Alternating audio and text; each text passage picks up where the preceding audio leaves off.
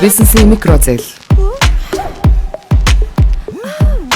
Хамгийн их ашигладаг банкныхаа QR-аар баталгаажсан дансны хуулгаа ашиглаад барьцаагүй 50 сая хүртэлх зээлээ 100% дижиталаар аваарай.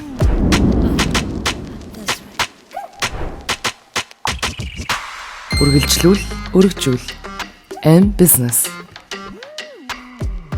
За сайн ард маань сүүлийн үед үнж үзэгчд маань нийгэмд эргэн нөлөө үзүүлсэн кино оруулахаа бити мартаарай гэж захиулсан. Мөн маш олон үзэгчд маань нэг киноны булангаараа Болливуудын хаан гэгдэх Шахрух хаан жүжигчний тоглосон My Name is Han киног оруулаад өгөөрэй гэд бөөн сэтгэл үлдээсэн байсан тул бид анхааралтай авч ажил хэрэг болохоор шийдсэн билээ. За ингээд хүсэн хүлээсэн кино тайлбараа таалан сорих нь. Нусны альчуур салфетка ойрхон тавиад үзээрэй гэж хүсье.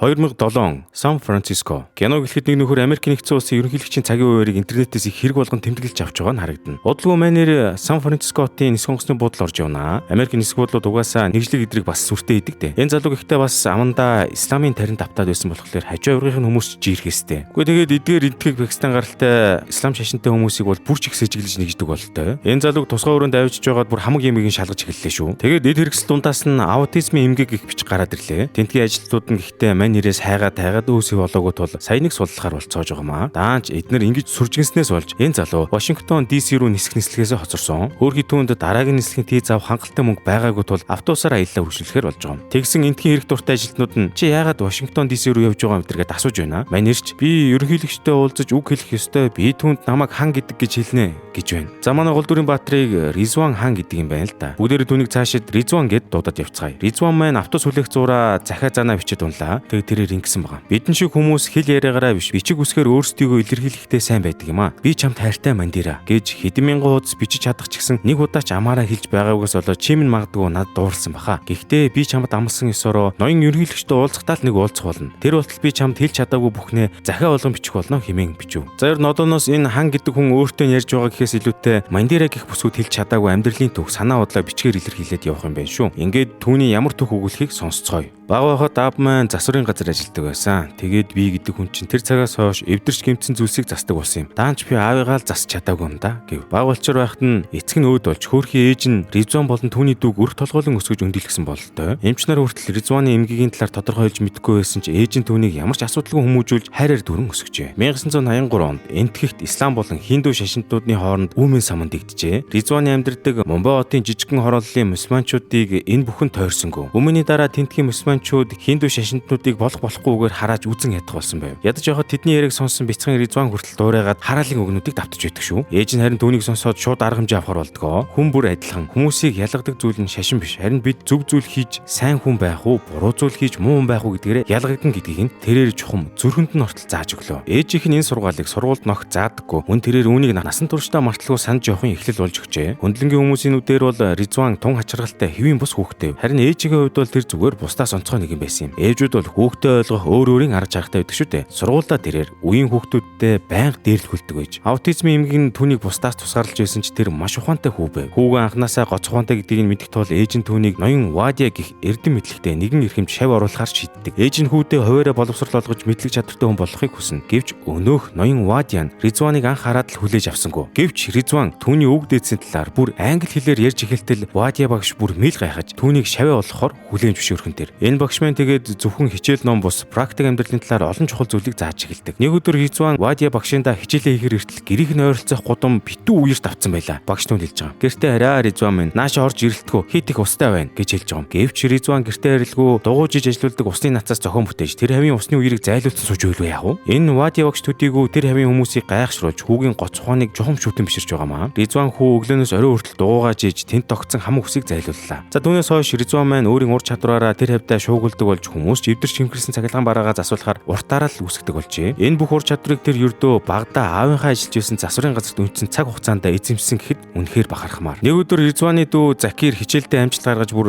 цомоор шагнуулсан баярт мэдээг дуулахаар гэртээ ирдэг. Ээжийнхээ анхаарлыг татах гэж өчнөн оролцсон ч ээж нь хүмүүст Ризван ахын чадварыг магтаж яриад л дүүд нь олигтой анхаарал хандуулалгүй төр хүлээж өй гэж хэлхэн таарчжээ. За энэ явдал дуурсан Закир ихээхэн бухимдаж бүх бурууг ахтаа тоож эхэлдэг. Ерөнхийдөө хурган өш хонцон тээсээр өсч тун болж 18 хүрсэн даруйда Америк дахь Мичиганы Ризуаны их сургуулийн тэтгэлэг тэнцээд сурахаар явчлаа. Харин ээж нь том хүү Ризуаныгаа харж хандах шаардлагатай тул энтгэхтэй үлдэв. Хэдэн жилийн дараа гэхэд дүү Захир нь хүнтэй сууж Америкт бүрэн сурчжээ. Ээжигээ уг нь тийшээ татэ барийг санал тавьдаг ч ээж нь Ризуаныгаа ганцаараа орхихыг хүссэнгүй. Тэгсэн дүүн дуртай дургу ахыгаа мөн урихаар болж байгаамаа. Даанч тэднийг нүүд судлаа эхлүүлж амжаагүй байтал ээж нь зүрхний өвчнөр нас орж Ризуан ч одоо ойр ганцаар хоцор бололтой.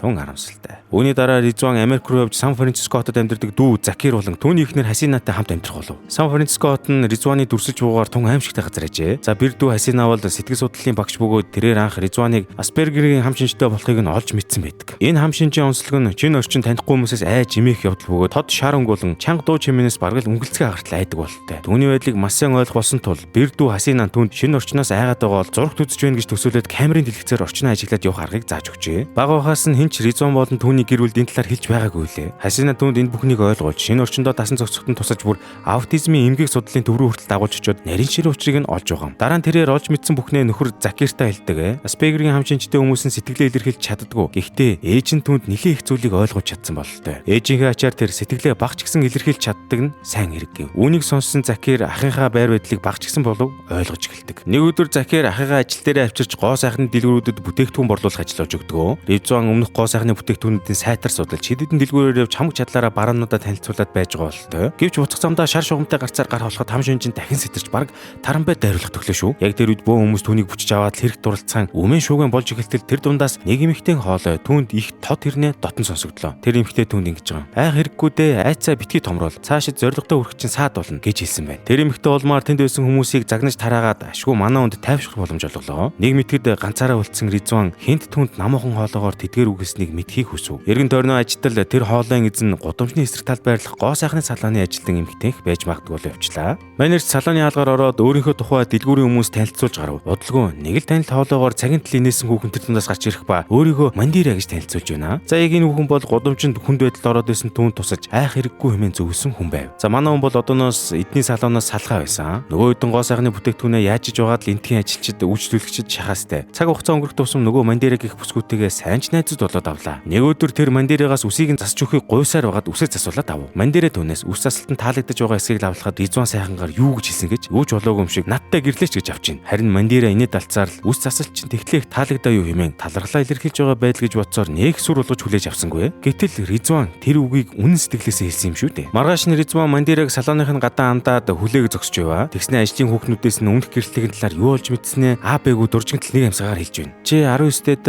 тохиролцооны хурмаар гэр бүлтэй болж Сэмиг төрүүлсэн. Харин чиний нөхөр чамайг байнга дарамталж хүчирхийл үзүүлж байсан ба 3 жилийн дараа өөр нэг хүүхэн дагаад Австрали руу явсан. Өөдгөө новш хүний адаг байсан. Тиймээс надтай гэрлэнэ үү гинэ. Үүнийг сонсоод Мандира баг ууралж түүнийг баг эндээс зайл яв алга бол гэхин тэр. Ризуанч надтай гэрлээш гэж ахин дахин хэлсээр тэндээсээ хөөгдсөн байдаг. Гэвч маргааш нь Ризуан дахиад л ажлынхаа гадаа шоколад бөмбөлөг барьсаар ирж дахин сэтгэлээ илчлэхээр иртэл Мандира аимшигын шар цув тухаж гарч ирээд хөөхий Ризуаныг үргээч эхлэе золиг гэж. За тэгээд сэрүүхэн өдөр байсан ч гэсэн Мандира нөгөө шар цуваа тайлж өрхөөд Ризуан андыгаа аргатахаас өөр аргагүй болж байгаа юм. Яг хөө Ризуан эхлээд мартахыг хүссэн түүх турсамжийг санууж уурлуулсан л та. Гэхдээ Ризуан ам нэх болгондоо түүнээс яг нэг хэвийн хоолоогоор надтай гэрлээч гэж гуйсаар байла. Үүнээс хойш Мандира түүнтэй нэгэн тохиролцоонд хүрчээ. Хэрв Ризуан түүнд Сан Францискод урд хожид нь очиж байгаагүй газрыг үзүүлж чадвал гэрлэхийг зөвшөөрнө гэхтэр. Ризуан түүнийг янз бүрийн газраар дагуулж явдагч Мандира чинь энэ хотын баг өнцөг тохоо бүрийг мэдэрлээд мэдхгүй газар үгүй болсон юм баха. Мөн Мандирагийн хүү Сэм баг ээжээсээ илүү Ризуантай хамт цагийг өнгөрөөсөөр байгаад энэ хоёр бүр дэндүү дотн андууд жолж явах шиг. Гэвч бодлого Мандира Сэм хоёр Калифорни Бенвилл гэдэг газар руу нүүж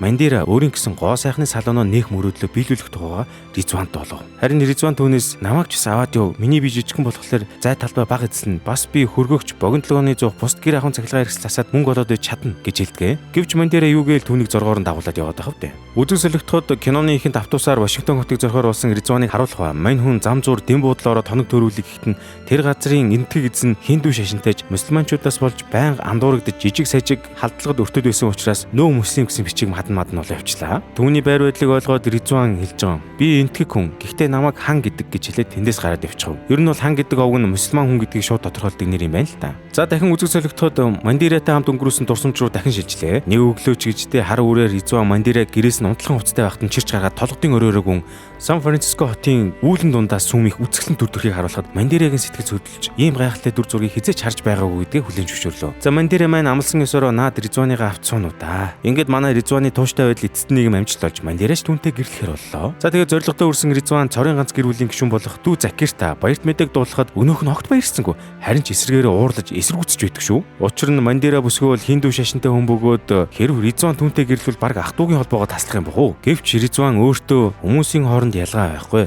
Шашин бол зүгээр л шошиг, хүн бол хүн. Ээжийн хэлснээр дэлхий дээр зөвхөн сайн эсвэл муу хүмүүс л байдаг гэж хэлсээр өөрийнхөөрөө шийтгэр болж байгаа юм. Ийм хөтөр сэтгэлээд байгаа Мандиратагаа ад жаргалтайгаар хормоо хийжээ. Аз болоход Ризуаны бэрдүү Хасина нь хадам ахыгаа маш сайн ойлгодог тул дэмжиж гэр бүлээ төлөөлөд хоримд нь хүрээд иржээ. Гэрснийхээ дараа тэд шашны ялгааг үл хэрэгсэн ад жаргалтайгаар ажид хүрэх боллоо. Мандира бизнесийн зээл авч яваад өөрийн салоноо нэх мөрөөдлөө биелүүлдэг. Нэр нь бизнесийн зээл гэснээс хэрвээ та гоо сайхны салон 6-8 нэрийн барааны дэлгүүр эсвэл лангуу, кофе шоп, зоогийн газар зэрэг жижиг дунд хуваарай бизнес эрхэлдэг бол М банкны М бизнес аппликейшнийг татаад өөрийн байнга ашигладаг банкныхаа QR-аар баталгаажсан дансны хулгаар орлого нотлоод 50 сая хүртэлх барьцаагүй бизнесийн микро зээл авах боломжтой юм шүү. Одоогоор М банк нь Хаан банк, Хөдөлгөөний хөгжлийн банк, Голомт банкнаас QR дансны хуулгыг ашиглан зээлийн эрх тооцож байгаа. Харин байнга ашигладаг данс нь М банкных бол зээлийн хэмжээ өсөж хүнд бурах давуу талтай байна. Өргөжлүүл М бизнес. Ризуаны хувьд яг л ээжийн загснаар өөрийнхөө хувьд ад жаргалтай амьдралаа цогцоож чадлаа гэд тун сэтгэл хангалуун байх ба Мандирагийн хүү Сэмигч нүдний цэцгиймэд хайрлан өсгөж байв. Гэвч 2001 оны 9 сарын 11-нд Нью-Йорк хот дахь дэлхийн удалдааны төв буюу хоёр ихэр цамхаг террорист татлагад өртөж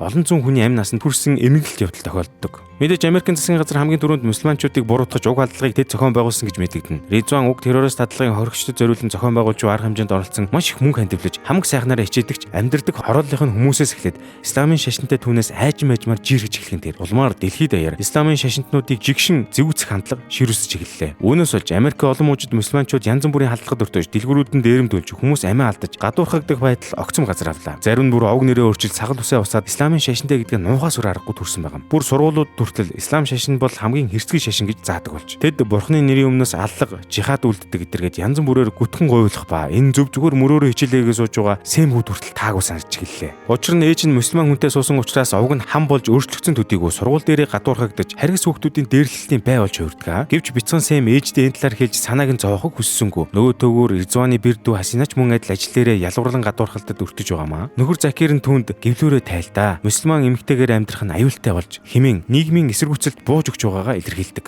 Хасина тохиолдсон аимшигт үйл явдлуудыг сонссон Мандира Ризуан хоёр Закирийн гэрлөө давхиад очив. Гэвч хөрмийг нисэргүүцсэн маргааны улмаас Ризуан дотогч орохыг хүссэнгүй. Гадаан зогсоод л байла. Закир шахигаа гаргадан гэртээ орохыг урахад Ризуан зөрүүдэлсээр байсан тул Закир тэсэлгүй нулим сунгаж орхив. Дүүгээ уулгыг харсан Ризуан эцэст нь түүнийг тэрэн тайвшруулахыг хичээнэ. За тэгээд хоног хугацаа өнгөрөх тусам амьдрал нь бага багаар хэвийн голдролд орж Мандира мусульман эмэгтэй гэдгийг нь хүлээн зөвшөөрсөн шинэ ажил болж чадав. Гэвч тэдний амар амгалан амьдрал удаан үргэлжилсэнгүй. Тэдний хөрш Мандирагийн дотны үйлчлүүлэгч Сарагийн нөхөр Афганистан энхийг тогтоох үйл ажиллагааг сурвалжлахаар явсан ч амьд эргэж ирсэнгүй. Тэрээр дайнд ам өргөдөжээ. Өмнө нь тэд маш сайн гэр бүлийн найзууд байсан бөгөөд тэдний хүүхдүүд болох Риз Сэм хоёр жугам хамгийн дотн андууд болцгоосон юм. Гэвч оршуулгын дараа найздаа сэтгэлийн дэм мөнхөр ирсэн бяцхан найз Сэм рүү Сарагийн хүү Риз хүүтнэр жигшин харж хизээч харьцаж байгаагүй юм шиг огт авч хилцсэнгүй. Ер нь бол Ризгийн хин нөхөр аавынхаа хүүхэд мусульманчууд буюу дотны найзыгаа буруутгаад байгаа болтой. Тухайн үед олон гэмзэмгүй хүмүүсийн амнаас хохирсон хүн төрөлхтөнд ялангуяа мусульманчуудын хувьд хүн цохилт болсон юм а. Энэ бүхэн Ризуан Мандира Сэм гурван амьдралд шууд нөлөөлж эхэлж. Риз найз нь хэд хоног ам нэгээгүй тул Сэм хөл бөмбөгийн талбай түүнтэй ярилцахаар очдгоо. Гэвч тэдний яриа сүулдэ маргалдах шинжтэй болж Риз түүн та нар бол жихад хийхээс өөр зүйл мэддэггүй мусульманчууд миний аав та нараас болж амиа алдсан гэд амар уралж байдаг шүү. Гэн тэдний дундуур хөндлөнгөөс ажиглаж суух хэрэг тарьж хүүхдүүд буюу базаахгүй нөхдүүд оролцож ихснээр эднүс бүлэглэж байгаад Сэм рүү дайрлаа. Риз угтаан бол Сэмийг гэмтэхийг хүсээгүйч тэдгэр базаахгүй нөхдүүдийг зогсооход үнэндээ хүчин мөксдөж байгаамаа. Бодлого Сэмийг нөгөө хэдин хэрцгий нөхдүүд хөл бөмбөгөөр маш хүчтэй зохиж унгаав. Байдал нэг л биш болсон тул тэд Ризийн амийг хамхаад humгүй тэндээс зүхтацгаалаа. Хөөхий Сэм хүү ухаан алдсан байдалтай эмнэлэгт хүргэгдсэн ч их хэмжээгээр дотор цус алдаж эргэж ухаан орлого байсаргаад амьсгал ураахан тэр ямар ч харамсалтай юм те. Эцэг эхчүүд минь үр хүүхдээ зүрх сэтгэлтэй хүн болгож өсгөж хүмүүжлээрэ те. Сэм хүү бол арьс өнг шашин шүтлгийн ядуурлан гадуурхалтын улмаас амь насаа алдсан хохирогч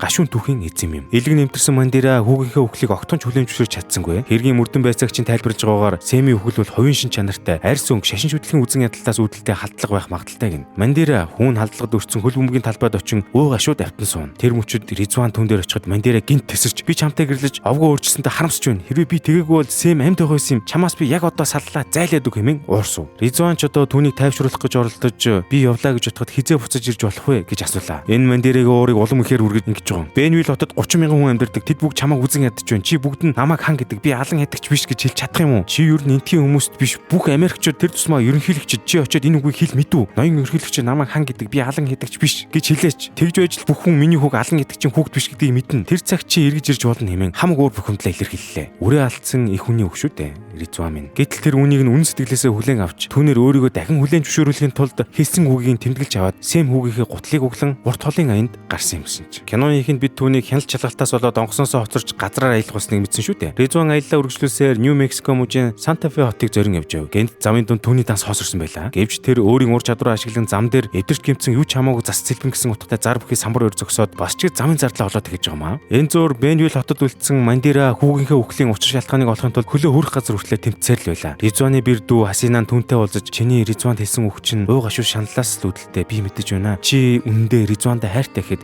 Мандира хариудна. Би яг одоо Ритуаны ихнэр үж чадахгүй нэ. Хайр намайг сул дорой болгоно. Би үзэн ядал тээж байж л Сэмийн төлөө тэмцэж чадна гэж ерөөсөө номрох шинжгүй байлаа. Гэхдээ зүрх сэтгэл нь бол өөр зүйл хэлээд байгаа юм л да. Нөгөө талд Ритуан автобусаар аяллаа үргэлжлүүлж байлаа. Замдаа тэр мусульман хосуудтай танилцаж тэдч түнд хоол молноос хуваалцаж байгаа харагдана. Хэсэг зуур автобусын төр зогсон зорчигтой амрах үеэр Ритуан ч нөгөө хоёртойгоо нэр усаа солилцож ярилцсан сунаа. Одоо залбирлын цаг болох гэж байна гэд хүмүүсийн нүдэн дээр тоогчгүй дэвсгэрээд илгэж малгайгаа өмсөж залбирлаа үлдээд эхэллээ шүү. Түүний хувьд залбирал гэдэг нь бусад хүмүүс болон хаана байгаагаас үл хамааран итгэл үнэмшлийнхээ дагуу хийх ёстой ариун үйл юмсан ч. Ингээд хэд хэдэн удаа автобус дамжин бууж суусаар Ритуан маань Жоржо мужийн Вилхемия хотод хүрч ирлээ. Уламжлалсоор эвдэрч гэмтсэн юу ч хамаагүй зас цэлбэн гэсэн бичгээ хажуудаа тавиад автобусны буудлын дээр сууж байхад түүний ойролцоо дуугаар явж исэн нэгэн жаалхуу дугнаас унаад бэрчглээ. Мань хүн жаалхууг зас чадахгүй ч нуруунд дээр үрээд гэрт нь хүргэж өгөхөө бол дөнгөн шүү дээ. Тэдний үгийн ээж болох Мама Жэнийн гих сайхан сэтгэлтэй шулуун хөхтө овоо биерхүү эмэгтэй хөхтөн авч Жойл хүүг аварсан гэд Ритуанд бүр үнэн голоосоо талархаж байгаа юм. Хоол ундаар дайлж гэртээ байлуулан хувц сунрыг нь цэвэрлэж өгөөд чухмаа чухам. Тэр Вилхемина гэдэг тосгонд нь олон айлч үр хөхтөө Иракийн дайнд алдсан байдаг бөгөөд Христийн сүмийн цуглааны үеэр дурсгалыг нүндэтгэн тэднийхээ талаар дурсан ярьцдаг уламжлал хүртэл тогтжээ. Ритуан ч Мама Жэни болон Жоэлийн хамтаар сүмийнхэн босхыг давхаар барах уу Иракт амьдөрөгцөн цэргүүдийн дурсгал донд хүү Сэмийнхээ зургийг ч нэмсэн харагдана. Тэгэд манай хүн урд нь гарч зогсож байгаа. Би Сэмигээ 6 настай байхад нь ээжтэй нь гэрэлсэн. Гэхдээ тэр ээжийнхээ хайрыг надтай хуваалцахдаа огтхонч дургуутсаагүй. Тэр миний хамгийн сайн найз бас их сайн хүүхэд байсан. Харин тэр минь 13 наснда буюу 179 өдрийн өмнө амиа алдсан юм гээд Сэм хүүгийнхээ тухай нулимс туслуулан ярьсан бүхний сэтгэлийг хөдөлгөө дамжив. Нөгөө талд Мандира шудраг усаар хүүгээ алдсан хэргийн хойноос ууггүй тэмцээр л байла. Тэрээр хөл бөмбөгийн талбайн голд сургуулийн хүүхдүүдийн өмнө Сэмийн зураг бүхий 6 сар өнгөрөхөд ямар ч арга хэмжээ авсангүй гэх самбар бариад гарч ирлээ. Уг хэргийн амьд гэрч болох Риз түүнийг холоос хардагч юу ч хийж чадахгүй л зогсон. 6 сар өнгөрч барьцтай мэдээлэл ганцыг ч олоогүй тул цагдаа нар хэргийн мөрдөн байцаалтыг хаахаар шийджээ. Харин Мандира ингэж байгаа. Хэрвээ та нар хэргийг зохих ёсоор нь шийдвэрлэж чадахгүй юм бол би өөрөө учрыг нь олох болно гэж хэлсээр мөрдөн байцаагч дуур бухимдлаа гарган цагдаагийн газартай тангараг тасарлаа. Тэрээр ийхүү хүүгийнхээ зурх тууцыг хэвлүүлж аваад хот даяар тарж гисэн байдаг. Ритуаны хувьд аяллаа үргэлжлүүлсээр Лос Анжелес хотод ирж 3 өдрийн дараа айлчлах ерөнхийлөгчтэй таарлахаар төлөвлөв. Тэр исламын сүм орж залбираад сууж байтал тэнд нэгэн мусульман хүмүүсийг ятган синхруулж терроризм үйлдэх хураалт гаргаад сууж өг олоо сосгон тэр. Үүнийг сонсон Ритуан энэ эмч бол худалч бурхны зам бол энэрл нэгүслийн зам байдаг. Харин цус урсгах дайн хийхин чөтгөрийн ажил гэж хэлээд нөгөө эмч рүү чолоо шидэж чөтгөр гэж 3 удаа ашгараад гараад гүйчв. Мөн тэр гудамжны утсаар Бэрдүү Хасина руу залгаж албаны мөрдөх товчооны дугаарыг хүртэл авлаа. Террористуудаас болгоомжлохыг сануулахар шийдсэн бололтой. Удалгүй ерөнхийлөгч хотын дэмжигчтэй уулзахаар ирэхэд олон нийтийн дунд үүмэн үс чиглэлээ.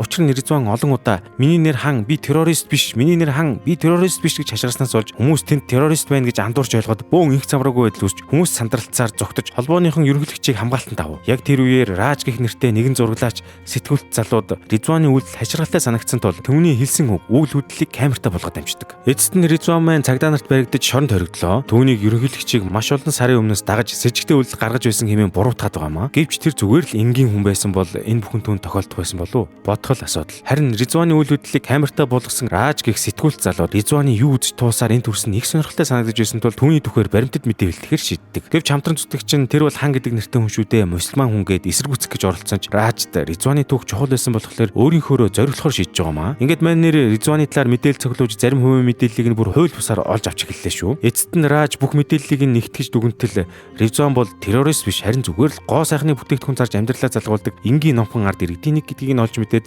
түүнийг нотлох мэдээ хүртэл бэлтгэв. Гэвч түүний эхний орлого нь бүтлгүүтдэг. Харин Ридван шоронд бие сэтгэлийн зовлон утгаар нь мэдэрч эхэллээ. Тэрээр Мандираагаа санаж дотроо инхүү бодно. Мандираа минь би нэг сонин газар ирчихлээ. Магадгүй ноён ерөнхийлөгч надад маш их ууралсан бололтой. Энд заримдаа маш халуун эсвэл маш хүйтэн болчдөг. Бас энтхийн хүмүүс надад цаг хөдөлж байгааг хэлэхгүй. Би залбирлаа цагтаа үлдэж чадахгүй байна. Тэд надаас Аль-Каида гэх бүлэглэлийн тухай асуух юм. Даанч би тэр талаар юу ч мэдэхгүй болохоор бас уурлаад байгаа бололтой. Мэдсэн бол судалдаг байж дээ. Би маш их айж байна. Хэмээн дотроо бодно. Удалгүй сэтгүүлч Рааж BBC телевизийн нөлөө бүхий нэвтрүүлэгч Бобитой уулзаж ятгах гэж оролцсон ч өнөөх нь миний эх сарын хуваар дүүрсэн байгаа. Одоохондоо ийм мэдээ нэвтрүүлэг бэлтгэж чадахгүй нэмэн татгалзав. Харин Рааж түүний өрөөнд сууж байхдаа 9 сарын 11-ний халдлагын өмнөхөн татуулсан гэр бүлийн зургийг нь олж хардаг бөгөөд Боби тэр зурган дээр Сик шашны уламжлалт малгайтай гарсан ч мусульманчуудтай хандуурдаг тул одоо бүр дүр төрхөө бүхэлд нь хөргсөн байгаа талаар үг хаяад нийгэм тулгамцсан асуудлын төлөө цаг гаргаж чадахгүй байгааг нь шүүмжлээд амжив. Энэ үгсийг сонссон Боби үнэндээ түүний хариуд олигтойгон шиг үг холбоо тэлж чадсангүй. Оройн Рааж гэртээ хараад Бобигоос дуут мессеж хүлээн авдаг ба Боби түнд маргааш мэдээ заавал үзээрэй гэж хэлсэн байлаа. Учир нь Раажи хэлсэн тэр цөөхөн үгс Бобигийн сэтгэл тун чигтээ бууж шийдвэрээ өөрчлөхөд хүргэсэн байна. Дараагийн өдөр нь Бобигийн мэдээ засагдаж Ридван хааны түүхийг дэлхийд даяар хүлээн авлаа. Мэдээнд гарч байгаагаар Ридван хаан ямар ч үндсэлтэй нотлохоогүйгээр 15 хоногийн турш хоригдож хатуу ширүүн байцаалтанд орж шүүхийн шийдвэргүйгээр ялагдсан тухай өгүүлэхжээ. Мэдээгээр мөн Ридваны дүү Закир Хасина нараас сэтгүүлч ярилцлага авсан байх ба тэд хэлэхдээ Ридван өнгөрсөн сард сүм таарсан босгочдын үйл ажиллагааг ижилхэхийн тулд холбооны мөрдөх товчоор холбоо орохоор биднээс утасны дугаарыг нь асууж байсан. Иймэрхүү сэжигтэй үйлдэлийг мэддэх үүргээ ухамсарлаад үйл хэрэг болгож явахад яагаад түүнийг шоронд хорж байгаа юм бэ? Яагаад ерөнхийлөгчтэй уулзах гээд байгаа юм бэ гэлцгэх юм. Яагаараа жирийн иргэн усынхаа ерөнхийлөгчтэй уулзах хүсэл гаргаж болдгүй юм. Эсвэл мусульман хүн учраас болдгүй юм уу хэмээн Закир ахыхаа өмөрөн ярина. За ерөнхийдөө энэ мэдээ засагдсан даруйдаа маш их дуйлан шууган тарьсан байт юм аа. Дэлхийд даяараа улс даяараа түүний хэргийг анхааралтай авч Мандираа хүртэл нөхрийгөө сураг ажгийг гаргахтаа тал тишээ утас сохино. Мөн Ридваны хэргийг хянж байсан шүүгч түүний холбооны мөрдөх товчоор руу залгасан дуудлагыг нөхөд сонсоод террорист татлага үлдэх гэж байсан этгээдийг урьдчилан илрүүлж чадсан юм. Ингээд Ридван хаан маань бүх ял хэлмэгдүүлэлтээс цагаагдагдаж судлагдах өдөр ирлээ. Ридваны талаар олж мэдсэн хүмүүс маань нэгдэж түүнд туслах зорилгоор Ридван спорт хөдөлгөөн өрнүүлж шоронгоос гарах өдөр нь түүнийг ухтахаар гадаа нь хүлээн цуглацгаана. Хачиралтай тэдгэр дэмжигчд нь бүгд урд хаалган дээр нь цугласан байхад Ридван харин